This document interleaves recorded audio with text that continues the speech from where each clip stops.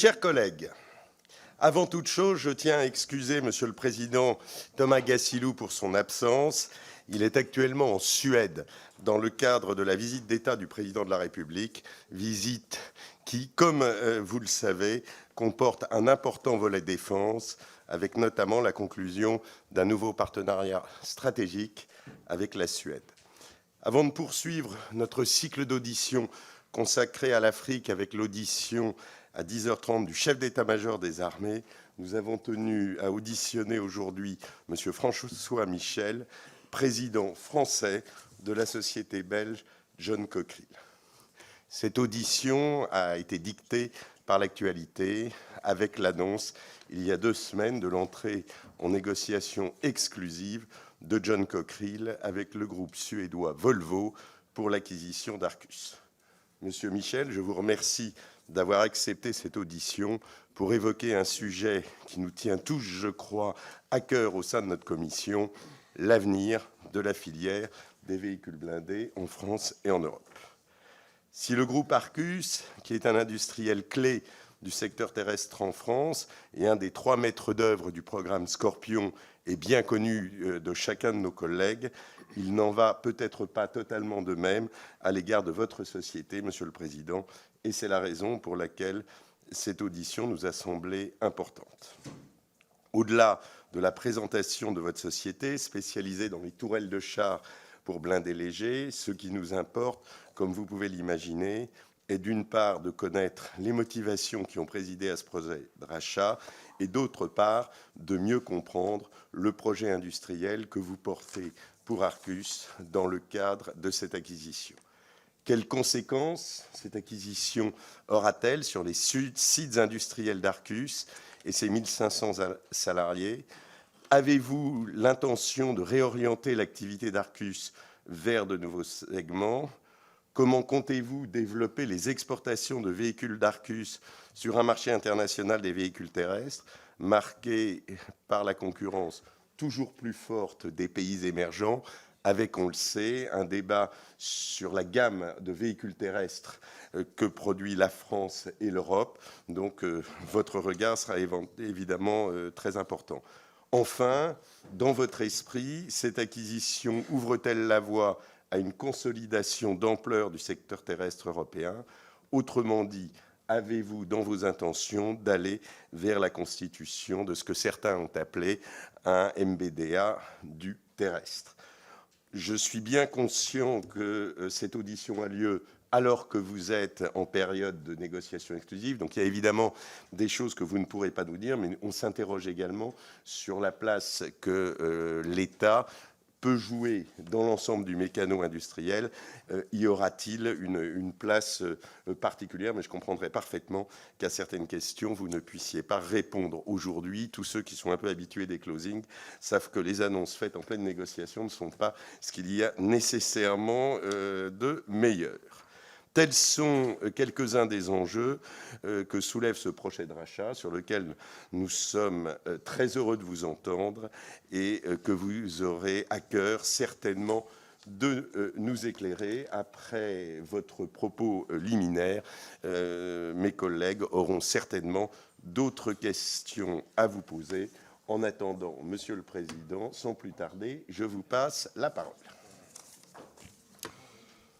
Monsieur le Président, Mesdames et Messieurs les députés, et Mesdames et Messieurs, permettez-moi tout d'abord de vous exprimer ma sincère reconnaissance pour votre invitation à m'adresser à vous aujourd'hui. C'est un honneur de vous exposer les orientations et les ambitions du groupe John Cockerill dans sa totalité, et plus particulièrement de son activité défense, sur laquelle je vais revenir en détail. Je vous propose de présenter brièvement le groupe, puis de nous concentrer sur l'activité défense, de vous exposer les motivations qui nous ont conduits à entrer en négociation exclusive avec Volvo pour acheter Arcus, et ensuite de répondre à toutes les questions que vous pourriez avoir, en commençant par celle, Monsieur le Président, que vous avez introduite. L'histoire du groupe John Cockerill est très importante pour comprendre sa dynamique actuelle. Le groupe a été fondé en 1817 à Liège. C'est un très vieux groupe, à l'époque sous l'impulsion de Guillaume d'Orange, qui était à la tête du Royaume-Uni des Pays-Bas, qui venait d'être créé au Congrès de Vienne. Il n'y avait pas encore de Belgique. L'entreprise est rapidement devenue le premier groupe industriel de la région, le premier groupe industriel belge au XIXe siècle, installant le premier four à coke du continent européen, produisant dès les premières années des canons, divers systèmes d'armes, donc depuis 200 ans, construisant la première locomotive à vapeur d'Europe continentale. À la fin du siècle, du XIXe siècle, on a installé les premières lignes de chemin de fer en Chine ou les premières lignes sidérurgiques en Russie. Dès le départ, l'entreprise s'est tournée vers l'international et elle s'est diversifiée. Plus près de nous, on a d'ailleurs construit sous licence américaine les cuves des centrales nucléaires belges. Donc on a un actif industriel et une histoire industrielle très très large. Mais elle est restée tout au long de son histoire très exposée à la sidérurgie, à la métallurgie et à la sidérurgie. En raison de cette forte exposition à la sidérurgie, le groupe a souffert dans des années 80 aux années 90. Cockerill, comme on l'appelait alors, qui était devenu Cockerill-Sambre. Plus la sidérurgie souffrait, plus il y avait une concentration dans le domaine de la sidérurgie, a rejoint Usinor, et Jean Gandois puis Francis Maire en ont été les présidents successifs pendant ces décennies.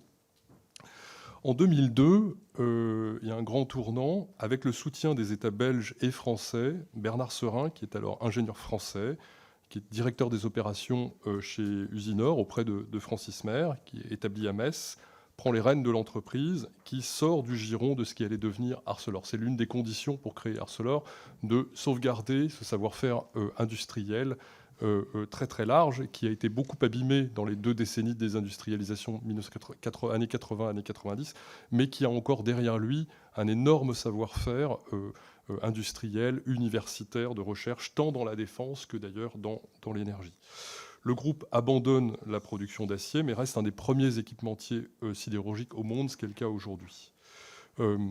Sous la direction de Bernard Serin, John Cockerill a renoué avec son cœur de métier originel en tant qu'ingénieriste et équipementier industriel de premier plan. Le groupe s'est développé au plan international, mais sans renoncer à son ancrage historique. Et au contraire, le groupe a renforcé son ancrage très fort dans ses sites de production historiques, à la fois dans l'Est de la France et en Wallonie. On est très fiers de cet enracinement. On est très fiers des liens que nous avons construits avec des acteurs économiques de ces régions, des acteurs universitaires et des acteurs de recherche. Après 21 ans, en 2023, le groupe a quadruplé de taille. On a enregistré l'année dernière des ventes de l'ordre de 1,2 milliard. Nos chiffres ne sont pas encore sortis officiellement, mais c'est l'ordre de grandeur. Et nous employons aujourd'hui 6500 salariés dans 25 pays, avec des fortes présences aux États-Unis, en Chine, en Inde. Ce qui est important de souligner, c'est que la France est notre pôle le plus important en termes d'effectifs. On a 2000 employés en France, ce qui devance la Belgique avec à peu près 1600 personnes. L'identité française de John Cockerill se traduit non seulement à travers notre actionnariat, qui est incarné par la figure de Bernard Serin, qui est profondément enraciné dans son territoire, la Lorraine, mais aussi évidemment dans sa direction. Et en fait, dans toute l'histoire du groupe, au cours des 200 dernières années, ça a toujours été un groupe à cheval entre la France et la Belgique. On est aussi évidemment très proche de grands groupes français dont on essaye d'accompagner le développement à notre échelle et bien au-delà d'une simple logique de marché, et ceci dans toutes nos activités. Alors, en ce qui concerne le panel de nos activités, nous avons opéré un choix stratégique délibéré de concentration sur 4 secteurs névralgiques d'activité et qui sont directement liés aux stratégies industrielles impulsées par les États. L'énergie, l'hydrogène, la métallurgie et la défense. Dans l'énergie, nous sommes le premier fournisseur mondial de chaudières de récupération pour les centrales de cycle combiné à gaz. Nous livrons en ce moment, d'ailleurs à Engie, la plus grande chaudière de ce type au monde en Belgique. Nous sommes le premier fournisseur au monde de solutions de refroidissement pour les centrales électriques. Nous avons ainsi livré la totalité des aéroréfrigérants des centrales nucléaires françaises à partir de notre usine d'Arroux, près de Châteaudun, en co-développement avec EDF. Nous sommes aussi un grand fournisseur de services à EDF pour l'ouverture-fermeture de cuves, la tuyauterie, la robinetterie nucléaire, le soudage. Nous investissons dans les énergies renouvelables, par exemple comme premier fournisseur de centrales solaires à concentration, et grâce à notre savoir-faire en matière de sel fondu. Tout ceci dans des grands marchés export, bien loin de nos bases historiques. Concernant l'hydrogène, c'est peu connu, mais nous sommes leader mondial pour la fabrication d'électrolyseurs. Nous avons livré environ un tiers du marché mondial jusqu'en 2022. Et ce leadership va encore se renforcer grâce à deux mouvements. D'une part, la construction d'une première gigafactory européenne d'électrolyseurs alcalins pressurisés à Aspac, en France, en Alsace. Et là aussi, c'est une décision stratégique de localiser ce savoir-faire en France. Et deuxièmement, la création avec Technip Energies d'une joint venture qui s'appelle Rely, afin de pouvoir offrir des services très très larges d'ingénierie dans le domaine. Et ces deux mouvements traduisent vraiment notre volonté absolument délibérée d'arrimer le groupe aux intérêts français et aux intérêts stratégiques français. S'agissant de la métallurgie, avant d'arriver à la défense, nous sommes le partenaire exclusif d'ArcelorMittal pour deux technologies absolument fondamentales. La réduction directe de l'acier par électrolyse, pour laquelle nous avons créé avec ArcelorMittal une co-entreprise, et le Jet Vapor Deposition, qui consiste à revêtir une banque d'acier à grande vitesse grâce à la projection de vapeur de zinc, ce qui est le futur de la galvanisation. Donc nous sommes en pointe là aussi sur ces domaines. Nous sommes un grand fournisseur mondial de lignes d'acier automobile. Pour certains des plus grands aciéristes au monde, nous avons fourni la majeure partie de ces lignes pour certains d'entre eux. Et en marché en forte progression, nous sommes aussi un grand équipementier en matière d'acier électrique. Dans tous ces métiers qui ont de fortes synergies, nous avons établi des bases d'excellence qui sont à la fois en France et en Belgique, et nous exportons ces solutions au travers différents partenariats à travers le monde, bien au-delà d'un marché domestique qui nous sera garanti. Il serait absolument impossible de travailler comme ça. Donc la même stratégie guide le développement de notre division défense, qui est un pilier essentiel, fondamental du groupe depuis le tout début de son histoire. On est engagé dans la défense depuis 1823 et on a fait, au cours des 2 derniers siècles, beaucoup de choses, des canons, des forteresses, des blindés, beaucoup de choses. Aujourd'hui, notre domaine d'expertise réside dans la conception et la fabrication de tourelles canons pour véhicules blindés légers et moyens, avec autour une offre exhaustive de services et d'équipements connexes, allant de la formation et des simulateurs jusqu'à des systèmes de services après-vente et de modernisation. Pour exporter, notre gamme de tourelles canon de 25 à 120 mm de calibre s'adapte à une grande variété de véhicules, et nous avons aussi beaucoup de développement de systèmes très avancés qui intègrent des drones, qui élargissent la vision de la tourelle, par exemple, au-delà de l'horizon, ainsi que dans des simulations, des systèmes de simulation qui sont commercialisés sous la marque Aguerris. Ce sont des sujets sur lesquels nous avons travaillé très activement avec Thales, par exemple. Nous avons une présence internationale avec des opérations clés en Belgique, en Arabie Saoudite, en Italie. Nous venons d'acquérir une entreprise en Italie, et ce qui nous permet d'être au plus près des besoins des forces armées, de tisser un réseau très robuste de partenaires pour répondre avec une grande agilité aux exigences législatives et de marché. En France, nous sommes membres actifs du GICAT, nous siégeons à son conseil d'administration. Nos installations de production majeures à Distrophe et à Guénange jouent un rôle crucial dans la fabrication des armes et l'assemblage des tourelles. Je tiens à souligner notre collaboration avec un vaste réseau de sous-traitants français qui contribue à plus de 50% de la valeur ajoutée de nos tourelles vient de sous-traitants français. Et là encore, bien au-delà d'une simple logique de marché, puisque c'est ce réseau-là que nous poussons par défaut à l'international pour toutes nos affaires. Maintenant, notre ambition avec l'acquisition prospective d'Arcus est de façonner un acteur de premier plan dans un segment bien particulier qui est celui des chars blindés légers, et en mettant un accent particulier sur la conquête des marchés internationaux. Je vais y revenir. Nous sommes convaincus que cette démarche représente une occasion unique pour la France et la Belgique, ensemble, de se hisser au rang de grand fournisseur mondial dans le domaine des blindés légers. Position qui est déjà solidement établie dans des secteurs de l'artillerie, par exemple, ou de l'aviation, évidemment. D'abord, notre vision du marché des blindés légers est celui d'un marché mondial très dynamique, avec des besoins immenses dans des grandes zones émergentes qui sont en volume nettement supérieurs à ceux de nos propres forces armées. L'accent mis sur cette catégorie de véhicules répond tout d'abord à une impérative réalité stratégique, c'est notre vision. Les contours des conflits modernes redessinent la vision future des chars de combat. C'est une évolution qui est soulignée par des figures très respectées. Je pourrais citer le général Pierre Schill qui préconise une approche systémique de ces véhicules, intégrée dans un ensemble cohérent de combat. Et puis, les engagements militaires récents ont mis en lumière les vulnérabilités de certains chars lourds, en tout cas, face aux défis spécifiques des milieux urbains ou des tactiques de guérilla.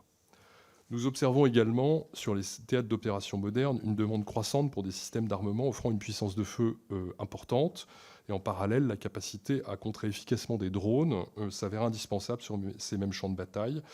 Notre vision est que la clé pour neutraliser cette menace aérienne réside dans la dispersion stratégique de la puissance de feu.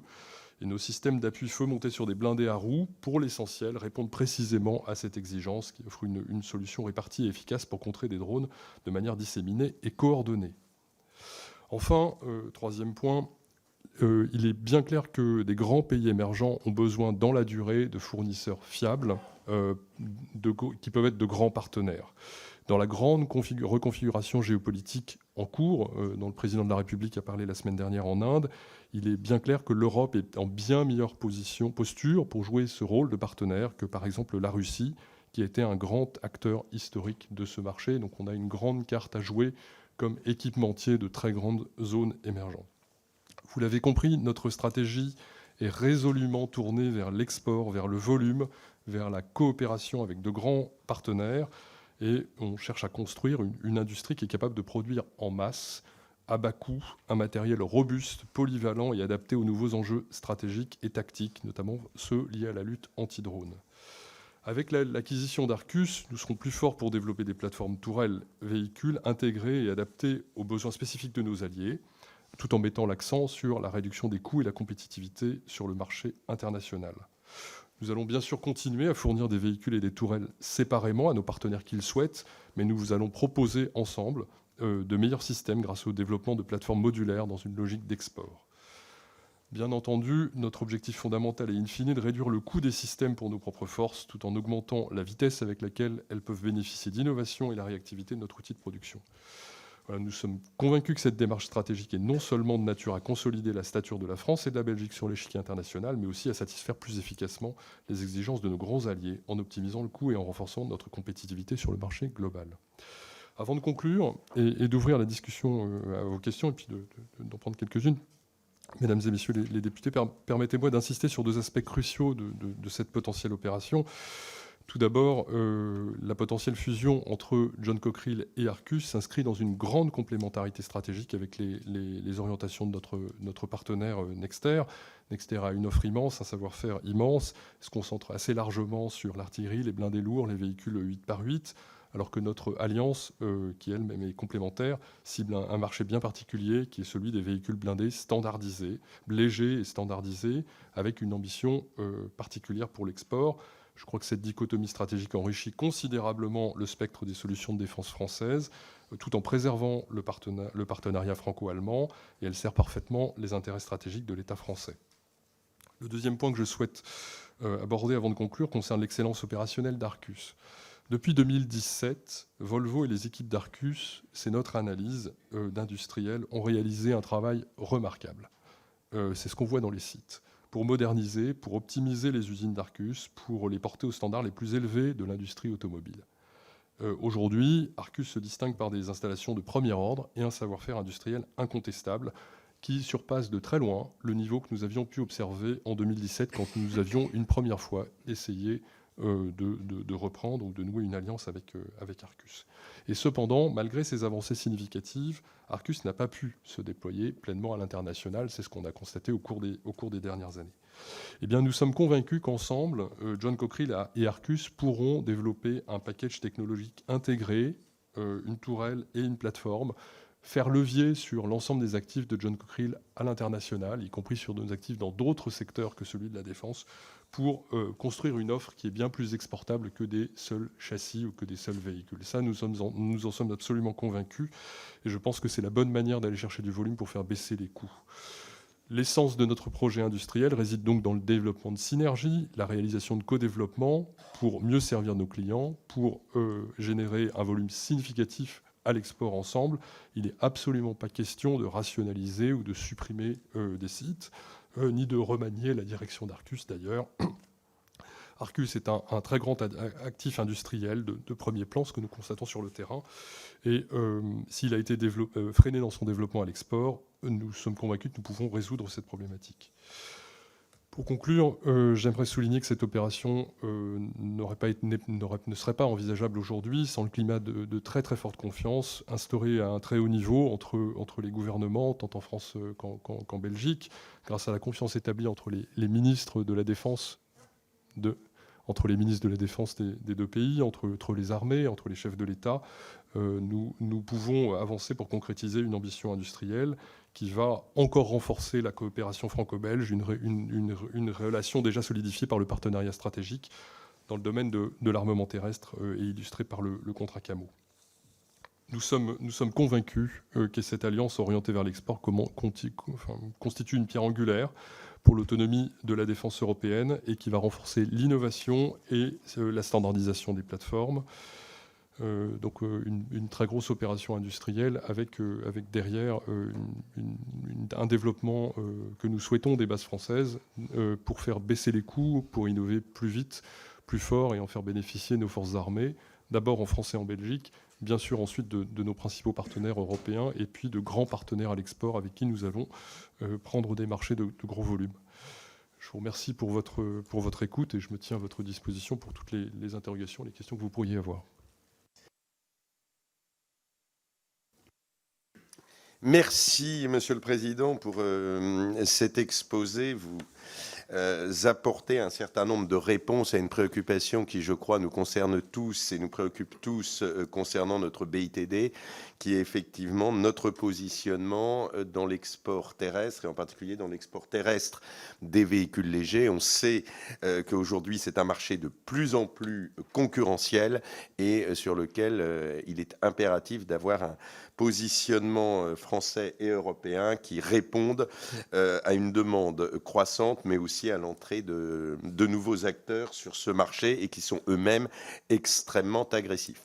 Je vous propose de passer tout de suite à une première séquence de questions. Donc nous allons écouter d'abord les orateurs de groupe, chacun pour 2 minutes, et ensuite vous répondrez directement, si vous en êtes d'accord, à chaque orateur de groupe. Et puis ensuite, on reprendra une deuxième série de questions. Donc sans plus attendre, je passe la parole à Mounir Bellamiti pour le groupe Renaissance. Merci, Monsieur le Président, Monsieur le Président Michel. Au nom du groupe Renaissance, je tenais à vous remercier pour votre présence ce matin et puis pour la précision et la qualité de votre exposé sur un sujet stratégique pour nos armées et évidemment pour notre défense. C'est d'ailleurs avec cette conviction que nous avons voté en juillet dernier la loi de programmation militaire qui consacre dans son budget 2024, la première année d'exécution, près de 17 milliards d'euros à l'équipement de nos forces, et dont les systèmes dont vous avez évidemment parlé et dont il est question. Et ce budget, il accélère le renouvellement de notre spectre capacitaire, notamment en matière de dissuasion. Il permet la modernisation de nos capacités de commandement, de communication et de renseignement. Il amplifie nos capacités de projection et bien sûr renforce notre capacité de combat, avec notamment des avancées multiples pour le programme Scorpion. Ce programme vise à renouveler et à moderniser les capacités de combat au contact de l'armée de terre, va évidemment poursuivre sa dynamique globale. Cette année, par exemple, 33 Jaguars, 138 Griffons ou encore 103 Serval seront reçus par nos forces. Une première brigade inter-armes, entièrement numérisée et apte à la projection, s'apprête à voir le jour cette année. Cette ambition globale, qui a récemment été rappelée par le chef de l'État lors de ses vœux, m'amène donc à vous interroger sur votre stratégie en cas de reprise d'Arcus et plus généralement sur votre vision du secteur à l'échelle nationale, mais également à l'échelle européenne. D'abord, ce rachat aura-t-il un impact sur la stratégie de l'entreprise ou bien souhaitez-vous poursuivre la dynamique déjà enclenchée par Arcus aujourd'hui ? Plus généralement, ce rachat est-il le signe d'une meilleure coordination du secteur à l'échelle européenne, visant à mutualiser les moyens et les forces dans un contexte international perturbé ? Et est-il plus globalement le signe à moyen terme d'une nouvelle dynamique d'alliance à venir chez les grandes entreprises de la BITD ? Et puis permettez-moi, en tant que député de Loire-Atlantique, d'adresser un salut amical et personnel, au nom également de notre commission, aux salariés et à toutes les équipes d'Arcus basées à Saint-Nazaire qui font un boulot remarquable pour nos équipements de l'armée de terre. Je vous remercie. Monsieur le Président, à vous le soin. Monsieur le député, merci pour vos questions. J'en profite pour saluer les salariés de Saint-Nazaire. J'ai commencé ma carrière au chantier de l'Atlantique à Saint-Nazaire, donc c'est une région à laquelle je suis très attaché. Je vais prendre vos questions les unes après les autres. Est-ce que le mouvement que nous espérons faire va avoir un impact important sur la stratégie d'Arcus ? Ce que je constate, c'est que la stratégie a été très bien développée et très bien exécutée pour atteindre une forme d'excellence industrielle finalement très concentrée sur les besoins étatiques, nos propres besoins français, et assez peu concentrée sur la stratégie à l'export. Et donc, en allant davantage au contact du marché, davantage en co-développement avec des grands partenaires dans des grandes zones émergentes, par exemple celle dont le président de la République revient, eh bien, nous sommes convaincus que Arcus peut jouer un très gros rôle de partenaire, d'équipementier. Alors, ça ne veut pas dire livrer nécessairement des véhicules complets. Ça peut être un grand partenaire technologique de quelques grandes zones émergentes, mais en jouant en amortissant ces coûts de développement avec d'autres grands partenaires qui ont des besoins en volume très très importants, on va pouvoir faire baisser les coûts de nos systèmes. Nous sommes, comme industriels, nous cherchons le volume. C'est-à-dire que nous sommes convaincus qu'il est impossible d'avoir une industrie de défense compétitive si elle ne recherche pas le volume dans des grands programmes export et si on ne regarde que nos propres besoins, soit en France, soit même entre la France, la Belgique et quelques pays européens. Ça, c'est la clé.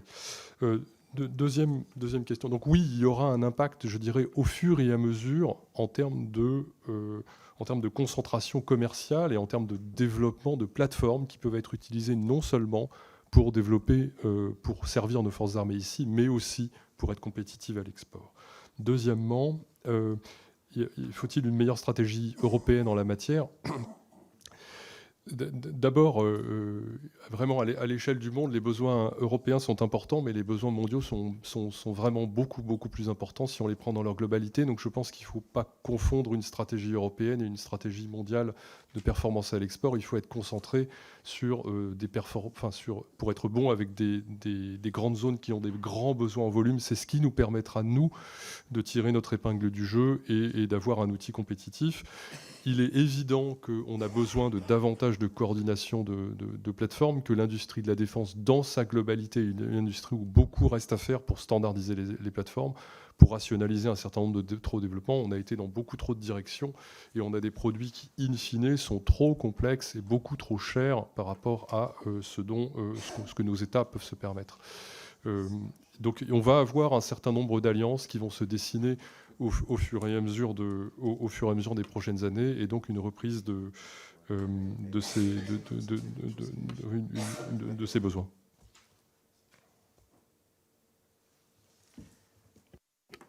Merci. La parole maintenant pour le groupe Rassemblement National est à Caroline Colombier.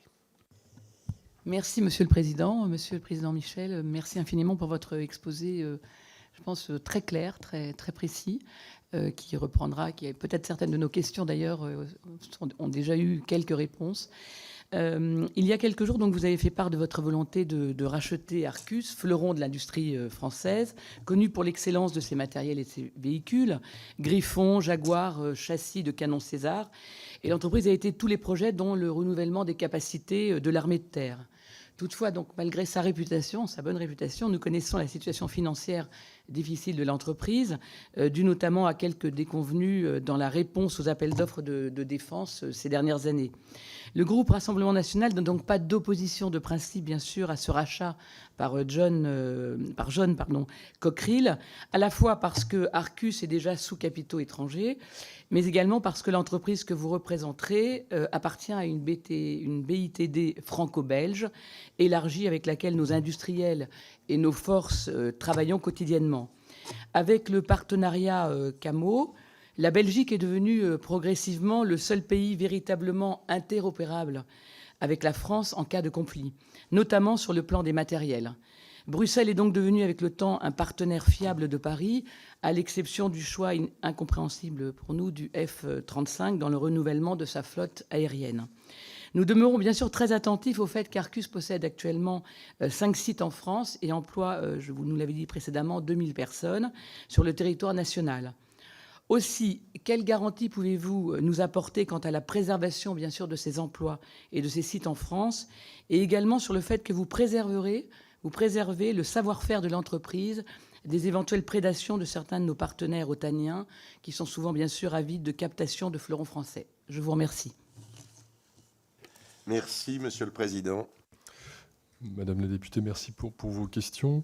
Tout d'abord, s'agissant des garanties sur l'emploi et sur les sites, nous n'avons absolument aucun projet de rationaliser des sites français. Notre projet, c'est de les développer. Bien sûr, il peut y avoir ça et là davantage d'investissement dans de la technologie ou des choses comme ça, mais c'est des choses qui se font au fil de l'eau et c'est pas du tout un projet de rationalisation. Ça, c'est bien, ça c'est au cœur. Aujourd'hui, Arcus a un peu plus de 1200 personnes, enfin, d'après les chiffres que moi j'ai. Il y a 1500 personnes si on comprend les intérimaires.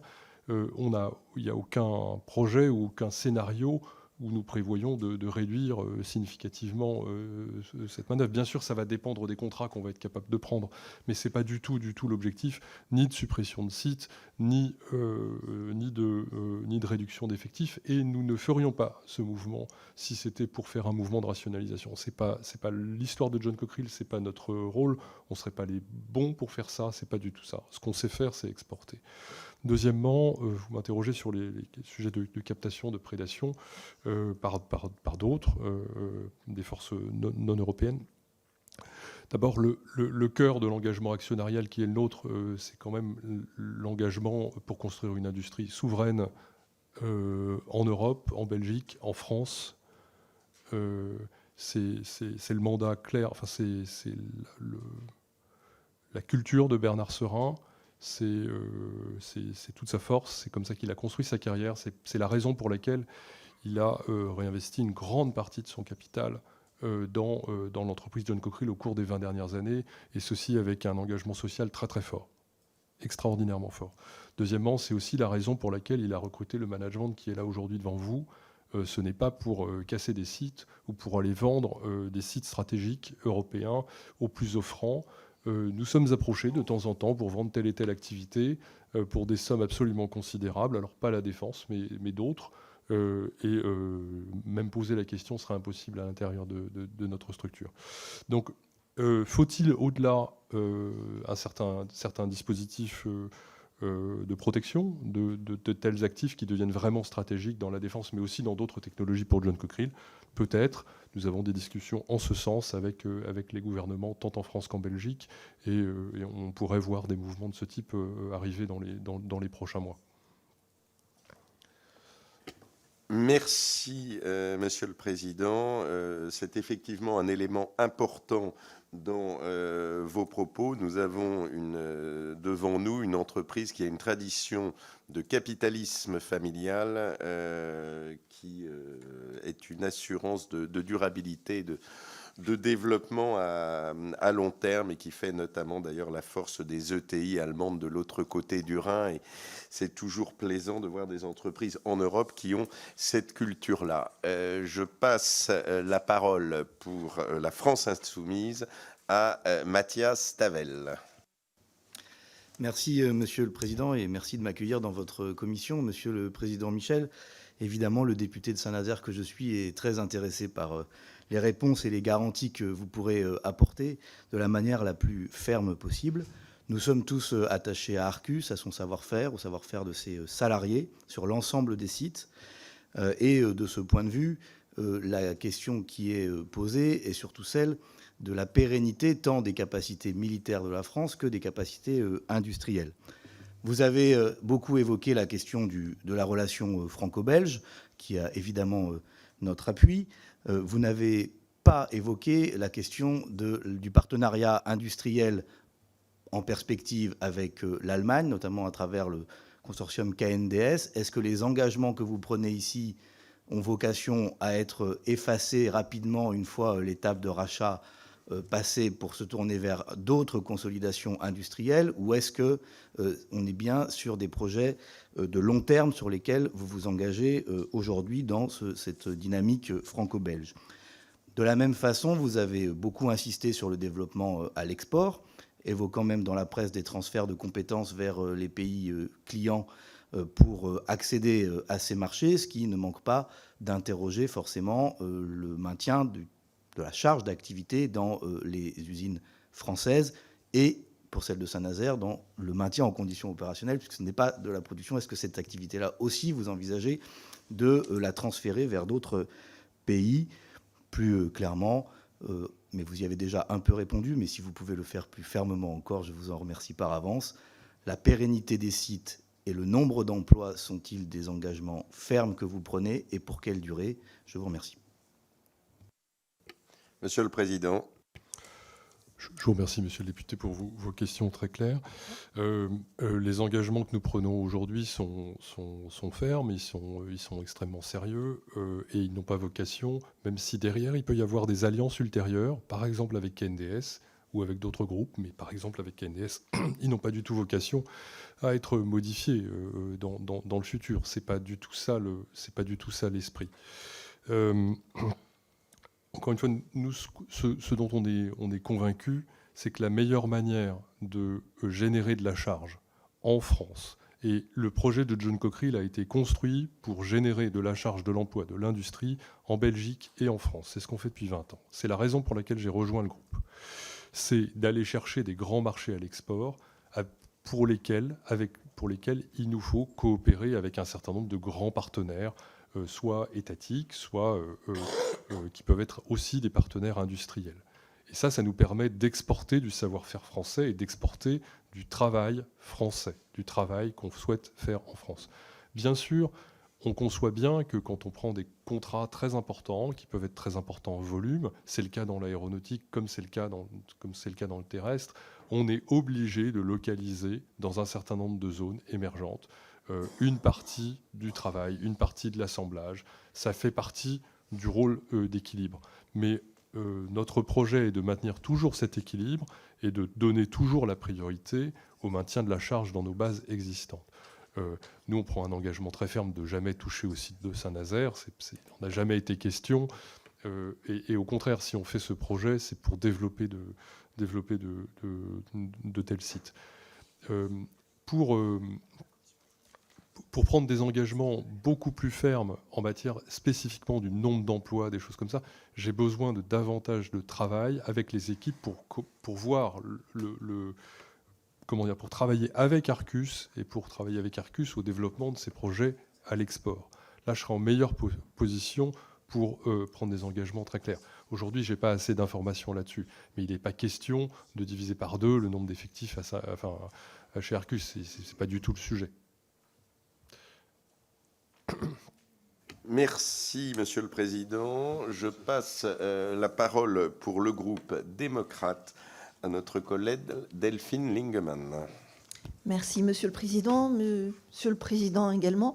Alors, au nom du groupe démocrate, je tiens tout d'abord à vous remercier d'avoir accepté de venir témoigner devant la Commission de la Défense pour présenter d'une part le groupe John Cockerill et aussi échanger avec nous sur votre rachat d'Arcus. Alors la France va consacrer 9 milliards d'euros d'ici 2030 pour mettre en œuvre sa stratégie nationale pour le développement de l'hydrogène, notamment à travers le plan d'investissement France 2030. Récemment, Technip et John Cockerill se sont associés pour créer un géant de l'hydrogène vert, Reli, une société qui vise le milliard d'euros de chiffre d'affaires à l'horizon 2030 également. L'idée étant d'allier l'ingénierie de l'un et le savoir-faire de l'autre dans les équipements. Alors dès 2020, le ministère des Armées s'est doté d'une stratégie énergétique de défense afin de réduire la dépendance de l'appareil militaire au pétrole et de prendre sa part dans la transition écologique. La loi de programmation militaire 2024-2030 a confirmé cette stratégie. Est-ce que le groupe John Cockerill, via cette société Reli, compte œuvrer sur cette évolution énergétique de nos équipements militaires? Merci. Monsieur le Président. Merci Madame la députée pour votre question. D'abord, il est important, comme vous l'avez fait, de lier les sujets défense et les sujets énergétiques, et notamment ceux qui sont liés à l'hydrogène. Nous constatons au quotidien que des grands marchés ou des grands États avec lesquels grands ou petits d'ailleurs, en taille, avec lesquels nous discutons aujourd'hui, lient les deux. C'est-à-dire qu'il lie clairement la passation de contrats défense avec notre capacité à apporter des solutions pour garantir leur souveraineté en matière d'approvisionnement énergétique ou en matière de production d'hydrogène. Donc il y a un lien très fort entre les deux activités que nous constatons au quotidien. Nous sommes effectivement alliés à Technip Energies en la matière. Alors on reste un équipementier qui peut fournir tout le marché, mais par ailleurs on a toute notre offre d'ingénierie, on l'a mise en commun avec Technip Energies.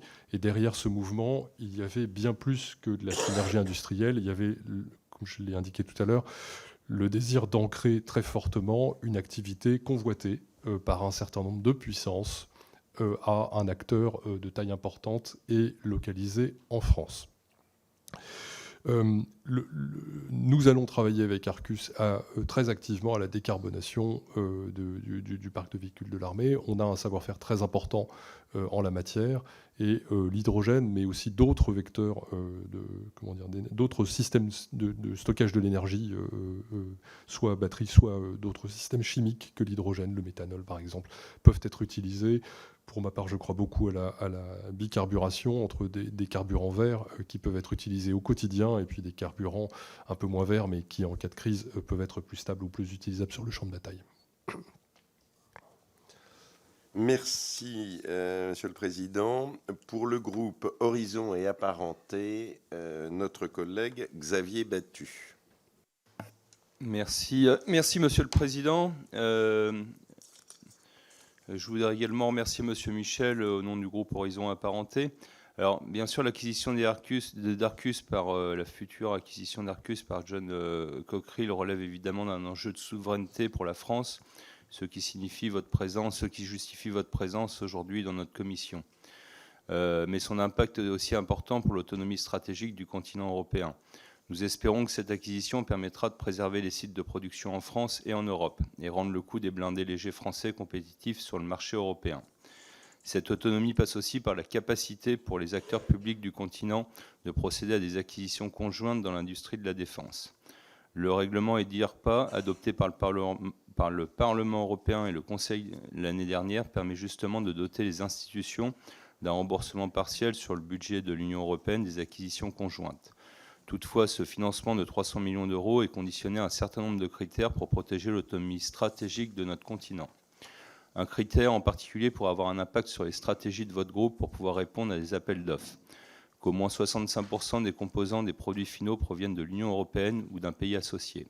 Alors, dans l'intérêt de l'Europe, mais aussi d'Arcus et de John Cockerill, pour pouvoir répondre à des demandes dans le cadre fixé par le règlement européen, comptez-vous intégrer à votre stratégie industrielle un instrument de mesure de l'origine des différents composants pour la production des futurs matériels et véhicules militaires? Je vous remercie. Monsieur le député, merci pour votre question.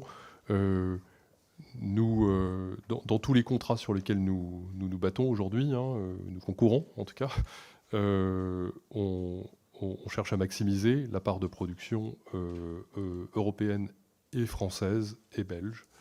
Donc au quotidien, c'est quelque chose que nous mesurons très précisément, sur lequel nous travaillons avec des grands partenaires qui peuvent être nos fournisseurs, que je peux pas rentrer dans trop de détails ici, mais qui sont des grands partenaires français pour une bonne partie. Et donc bien sûr, nous intégrons ces statistiques et nous intégrons cet objectif de maximiser les parts européennes et françaises dans notre stratégie industrielle. Merci, Monsieur le Président. Donc, nous en avons fini avec les orateurs de groupe. Donc, maintenant, nous avons quelques collègues qui souhaitent vous interroger. Je commence par passer la parole à Anne Jeunetet. Merci, Monsieur le Président. Merci, Monsieur Michel, d'être présent parmi nous aujourd'hui. Je voudrais revenir sur les points suivants. Je note que vous avez l'ambition, vous nous l'avez dit, de créer un champion européen de la défense. Je vais maintenant passer la parole au président de la République qui disait ceci le 19 janvier dernier dans ses vœux aux armées. Je le cite, « Nous devons passer à une réalité systémique et systématique. Je vous le dis avec clarté, mais aussi avec gravité. Certains ont cru pouvoir tirer des dividendes de la paix en attendant de l'État qu'il soit en quelque sorte à lui seul un banquier, un investisseur et un assureur. Il y a eu des années confortables parfois. Nous avons connu, ce faisant, une forme d'engourdissement satisfait qui nous permettait de conserver un très haut niveau de qualité, très élevé, mais cher, coûteux, à petit flux, à petite innovation, parce qu'il y avait en quelque sorte un client qui était l'agent export, le garant et l'acheteur. Si l'export ne marchait pas, ce monde ne le permet plus. Je demande donc à chaque patron d'être totalement concentré sur les enjeux de production et d'approvisionnement. Il ne faut plus jamais se satisfaire de délais de production qui s'étalaient sur plusieurs années. Il faut que le pilotage des chaînes de sous-traitance composées de centaines de PME formidables soit précis et puissant, tout en réduisant les dépenses qu'on ne souhaite plus avoir. Alors, je voulais vous demander, Monsieur le Président, comment vous traduisez dans votre activité ces mots du Président de la République? Est-ce que vous pouvez nous donner des exemples concrets, très concret, de la manière dont vous avez parlé vous-même de volume, mais vous n'avez pas cité de chiffres. Qu'est-ce que signifie pour vous la montée en volume? Que signifie la réduction à laquelle appelle le Président de la République en termes de délai de production? Parce que derrière, ma question sous-jacente, c'est qu'est-ce que vous pouvez-vous, dans le cas de cette acquisition, proposer de manière urgente dans le soutien militaire que nous apportons à l'Ukraine? Je vous remercie. Merci Madame la députée pour votre question. Le projet que nous portons s'inscrit clairement dans le discours, enfin dans le diagnostic et dans la demande qui a été formulée par le président de la République, qui me semble extraordinairement juste. D'abord, si je prends les volumes dont on parle, quand on parle de volume, certaines zones émergentes ont des besoins en volume qui peuvent être 4-5 fois supérieurs aux besoins de l'armée française et de l'armée belge combinée. Donc, il suffit pour nous de prendre quelques grands contrats de ce type en volume pour être capable de faire massivement baisser les coûts. C'est ce sur quoi nous travaillons aujourd'hui. Et c'est ce qui va nous permettre d'avoir un outil qui est à la fois compétitif et innovant dans la durée. Sans prendre ces grands contrats à l'export, on va arriver à quelque chose qui n'est pas soutenable, dans la durée, puisqu'on n'a pas assez de besoins pour amortir les coûts de développement qui sont nécessaires. Deuxième réflexion. Moi, je viens d'un autre monde que le monde de la défense, auquel j'ai fait une partie de ma carrière dans une partie en dehors du monde de la défense. Et je pense qu'on a laissé dériver le monde de la défense vers un outil industriel qui, globalement, est assez peu compétitif et assez peu productif, avec de la surspécification de matériel, pas en France, partout dans le monde. Et finalement des matériels qui sont chers pour ce qu'ils ont, plutôt que de la standardisation de plateformes et des choses qui peuvent être attaquées de manière très industrielle en volume.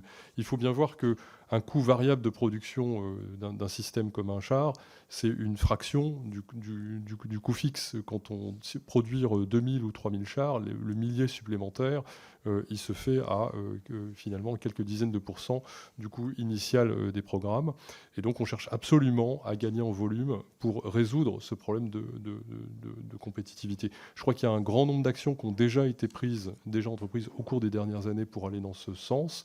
Mais le mouvement qu'on propose vise justement à accélérer le mouvement pour prendre ces commandes en volume.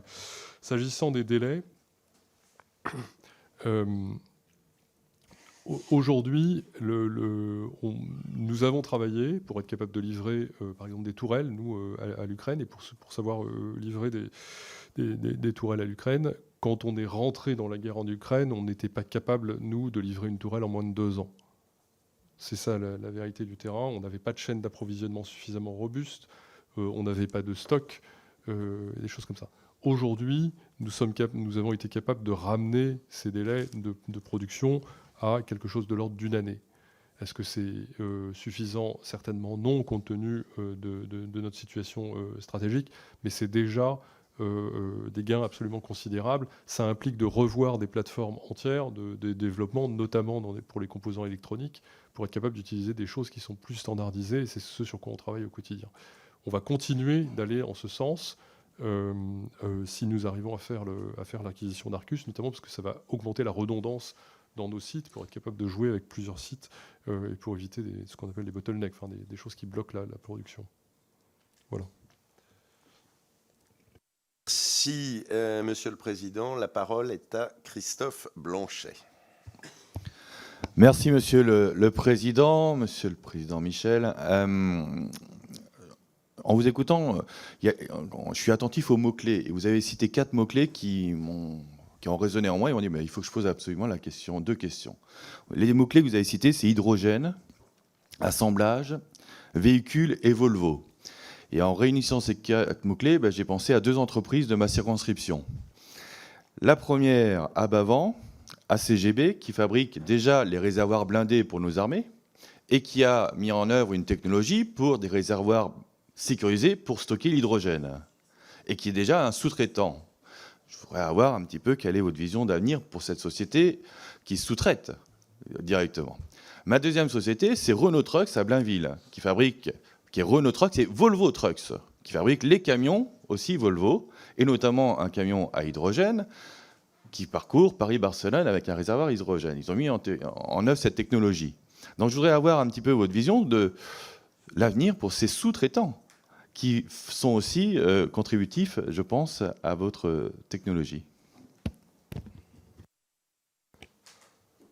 Merci, monsieur le député. Je vais répondre sur Volvo, ça c'est plus facile pour moi, puisque dans le cadre de nos accords, que je ne peux pas dévoiler en totalité, mais il est très clair qu'on va garder des liens très très forts avec Renault Trucks pour co-développer des solutions ensemble et puis pour approvisionner une certaine partie, Arcus, dans la durée si nous arrivons à faire l'opération.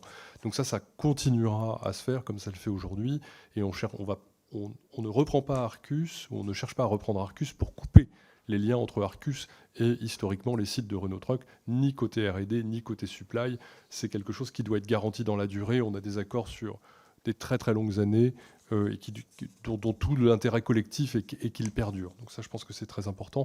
Alors je ne connais pas malheureusement la deuxième société dont vous avez parlé. Ce qui est certain, c'est que il y aura, à mon avis, un développement de la bicarburation pour avoir de la flexibilité dans l'emploi des véhicules aux forces armées et qu'on aura besoin de ce système de stockage d'hydrogène ou de systèmes de stockage d'autres énergies chimiques, de l'énergie chimique sous une autre forme dans les véhicules. Et donc typiquement, on va développer un réseau ou travailler avec des partenaires comme la société que vous mentionnez. ACGV, j'ai bien retenu. Merci, Monsieur le Président. Nous n'avons plus de questions de nos collègues. Donc, puisque c'est ça, je vais me permettre de vous en poser 3. La première, concernant la stratégie de John Cockerill en général et de John Cockerill Arcus, si demain la fusion se fait, est-ce qu'il y a une réflexion et une stratégie pour avoir des produits ITAR-free? Quelle est votre position sur ce sujet?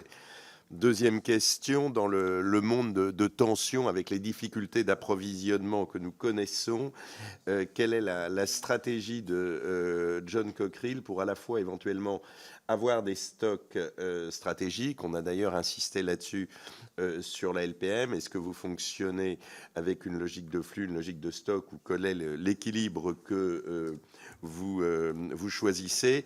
Quel est votre mode de fonctionnement, on va dire, sur la chaîne d'approvisionnement, et y a-t-il des bouchons, vous en parliez tout à l'heure, identifiés, que vous pensez que la nouvelle dimension d'un groupe Cockerill-Arcus pourrait permettre de réduire? Enfin, dernière question plus large et plus vaste, on parlait du segment blindé léger, très concurrentiel, très agressif, avec des opérateurs, je pense aux Coréens, je pense aux Turcs, je pense à toutes ces entreprises-là qui ont des offres plus ou moins low cost, mais quand même aujourd'hui de qualité. Donc, quels sont les avantages concurrentiels, les avantages compétitifs que vous pensez que pourrait porter le groupe Arcus Cockerill? Merci, Monsieur le Président. Merci, Monsieur le Président. Pour prendre votre première question, oui, nous travaillons activement au développement de solutions qui sont ITAR-free aujourd'hui chez John Cockerill, notamment en matière de canon, mais il y a aussi d'autres systèmes que je pourrais détailler dans un plus petit format. Donc ça fait partie de notre stratégie de manière très active. Et c'est quelque chose qu'on souhaite évidemment poursuivre avec Arcus. Enfin, c'est quelque chose qu'on a besoin. On a besoin de ce développement. Je dois dire qu'on est aussi très heureux de pouvoir coopérer très activement avec des industriels américains pour prendre des affaires. On a pris des très grosses affaires historiquement en Arabie Saoudite, par exemple, avec des industriels américains avec qui nous coopérons au quotidien. Dans d'autres zones aussi, on travaille avec eux, mais ça ne nous empêche pas de travailler à avoir notre pleine autonomie stratégique d'industriels et pour servir les intérêts des États. Enfin, c'est pour ce pourquoi on se bat. Deuxièmement, on a des stocks qui sont historiquement trop bas en matière notamment de composants électroniques et de canons. C'est quelque chose sur lequel nous avons déjà agi. Mais au-delà de la reconstitution des stocks, je pense qu'il y a une conception produit. Ce que nous avons introduit, nous, c'est d'introduire la robustesse et la facilité à monter en charge comme l'une des données fondamentales du développement des plateformes. Si je prends typiquement des systèmes informatiques, si on développe les meilleurs systèmes informatiques, mais qui sont très dépendants de quelques composants qui sont très difficiles à trouver, chacun comprendra que ça met toute la chaîne en situation de vulnérabilité. Aujourd'hui, on est plutôt en train de développer des systèmes qui sont plus robustes, beaucoup plus faciles à maintenir et beaucoup plus faciles à monter en charge, enfin, à produire, même en cas de rupture de supply chain. Donc il y a un sujet de stock, Monsieur le Président, mais je pense qu'il y a tout autant un sujet de conception profonde de nos matériels pour avoir des matériels qui sont qu'on peut faire fonctionner, je dirais, avec les moyens du bord, avec des composants électroniques beaucoup plus standards que ce qu'on a développé au cours des dernières années, qui a été, pour moi, pour des industriels, une situation de vulnérabilité stratégique qui n'est pas bonne. Le troisième point, pour reprendre votre troisième question, sur le développement des blindés légers. Ce qu'on constate, c'est que le marché des blindés légers, le marché des véhicules pour blindés légers est évidemment extraordinairement concurrentiel, extraordinairement compétitif. Et ce d'autant plus qu'un certain nombre de pays, enfin beaucoup de pays ont voulu pousser leurs propres fournisseurs locaux derrière. Mais il faut attaquer ces marchés avec des offres qui intègrent beaucoup de technologies, qui intègrent beaucoup de savoir-faire pour créer de la différenciation. Les tourelles sont beaucoup plus différenciées que les châssis aujourd'hui. C'est la raison pour laquelle les tourelles, qui sont des systèmes informatiques et électromécaniques, s'exportent bien mieux et dans de bien meilleures conditions et avec une bien meilleure rentabilité que les châssis aujourd'hui. C'est ça la vérité. Nous sommes convaincus qu'en mariant des bonnes tourelles qui sont compétitives, qui ont été construites pour des marchés export et pas pour des marchés captifs, avec la force industrielle d'Arcus qui est très forte, nous sommes convaincus qu'en optimisant les plateformes ensemble, on va être capable d'offrir les deux pour pouvoir exporter les deux ensemble. Alors que l'exportation seule de seuls châssis, de seuls véhicules, resterait stratégiquement extrêmement difficile. Merci beaucoup, Monsieur le Président. Puisqu'il n'y a plus d'autres questions, nous allons vous libérer en vous remerciant du temps que vous nous avez consacré. Notre commission va suivre évidemment avec beaucoup d'attention la suite du processus. Mais en tout cas, nous constatons quand même que si le processus aboutit, c'est une forme de reconquête d'une souveraineté européenne ou d'une souveraineté française, puisque l'actionnaire principal de Volvo, chacun le sait, avait son siège outre-Pacifique.